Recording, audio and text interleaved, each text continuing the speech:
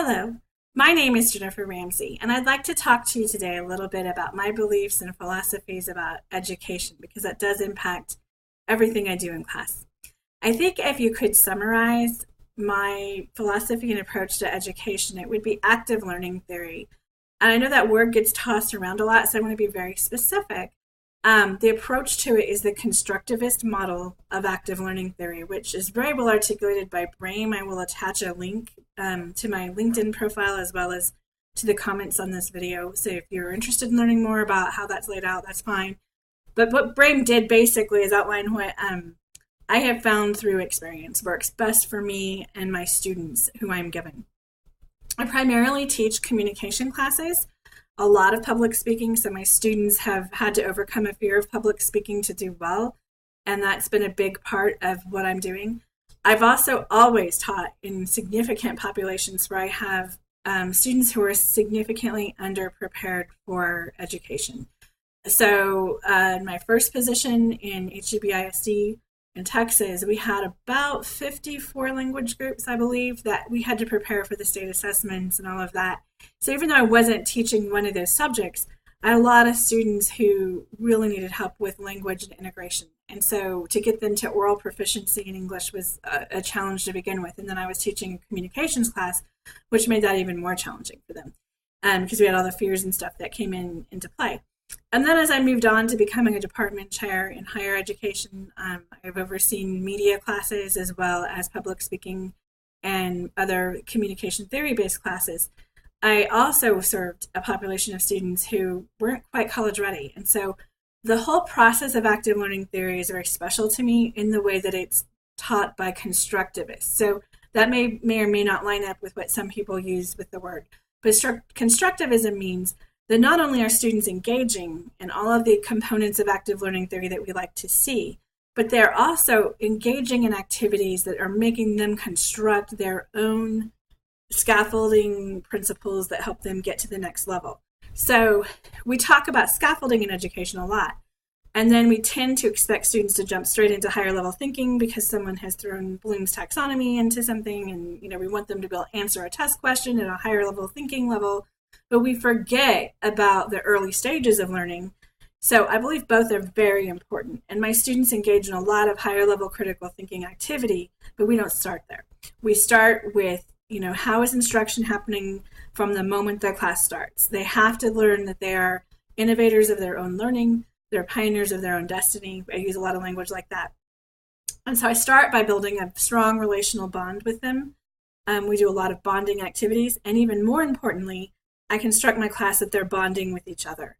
We're getting to know each other very quickly and in deeper ways than you might normally do, so that they become teammates in that. And then basically, I am trying immediately to replace myself as a didactic lecturer. And even in the higher ed setting, in fact, especially in the higher ed setting, I have found this to be important. Higher ed teachers sometimes think they can default back into lecturing only, and that only reaches a small portion of the population. So what I try to do in my classes is step back. What I do is I lay the foundation out. I make sure that the terminology is understood, because especially if you have any kind of English language learner, which you may have even in higher ed, a lot of times they're proficient at a conversational level, but they don't have academic language yet. So I basically really work with them to understand the terms and how those terms connect with each other. And then after about 10 minutes of instruction in a class period, there's some kind of activity. And this is where the whole repertoire of AVID activities comes in. I'm not going to go through all of those. Most of us know that. Some of my favorites for practice are the quick ones like Quick Write, Think, Pair, Share, just to make sure that we're engaging in a process of learning together. And then what I do is I'm constantly assessing as they're engaging in these activities what's going on in the classroom, so that when we get to assessment time, there aren't a lot of surprises. But these aren't just random tie an AVID activity to something I've taught. I'm really looking at how do I make them construct something that is going to be a framework in their brain that they can then attach it to the next level, So by the time we get to the end of the course, I can marry my other major component in philosophy of education, which is authentic assessment. I only use standardized tests or multiple choice tests or matching tests, things that are easily normed and graded and all that are important. But I only use that at the lower levels of learning. So when we're learning vocabulary, maybe that works. Maybe that's appropriate. But when we're applying that vocabulary, I'm going to give them activities that specifically look at, can they apply those concepts to something in real life? And can they connect them in the right categories and connect those concepts to each other or something that they're observing? So all of my final assessments and my major assessments are problem-based learning assessments, which is another model that we kind of work into this. They involve real life problems, real life solutions. So for example, instead of just teaching a basic persuasive speech, we might set up a student congress, and they might have to write a bill, defend that bill, see how many people they can convince to pass that bill. Or maybe they're going to make a commercial for a local business or a nonprofit organization.